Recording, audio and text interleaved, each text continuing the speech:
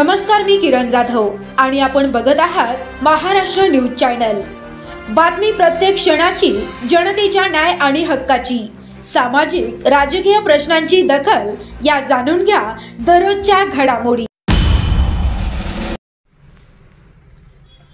परभणी राष्ट्रवादी काँग्रेस पार्टीच्या कार्यालयामध्ये पत्रकार परिषद संपन्न।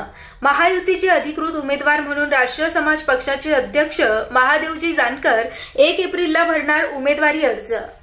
परभणी जिल्हा प्रतिनिधींनी घेतलेल्या सविस्तर माहितीनुसार परभणी लोकसभा मतदारसंघाचे महायुतीचे अधिकृत उमेदवार म्हणून राष्ट्रीय समाज पक्षाचे संस्थापक अध्यक्ष महादेवजी जानकर यांची घोषणा नुकतीच झाली आहे। त्यांचा उमेदवारी अर्ज उद्या 1 एप्रिल रोजी राज्याचे मुख्यमंत्री एकनाथरावजी शिंदे साहेब, उपमुख्यमंत्री देवेंद्रजी फडणवीस साहेब, उपमुख्यमंत्री अजितदादा पवार साहेब यांच्यासह महायुतीच्या प्रमुख नेत्यांच्या उपस्थितीमध्ये दाखल केला जाणार आहे। त्या अनुषंगाने आज परभणी येथे राष्ट्रवादी काँग्रेस पार्टीच्या कार्यालयामध्ये संपन्न झालेल्या पत्रकार परिषदेस उपस्थित राहिलो। यावेळी परभणी लोकसभेचे महायुतीचे अधिकृत उमेदवार महादेवजी जानकर साहेब, माजी आमदार मोहनराव फड, जिल्हा परिषदेचे माजी अध्यक्ष राजेशदादा विटेकर, माजी आमदार हरिभाऊ काका लहाने, भाजपा महानगर अध्यक्ष आनंदराव भरोसे, प्रथम महापौर प्रताप भैया देशमुख, राजेश देशमुख, प्रवीणजी देशमुख, प्रदेश अध्यक्ष काशीनाथराव शेवते, सुरेश भुमरे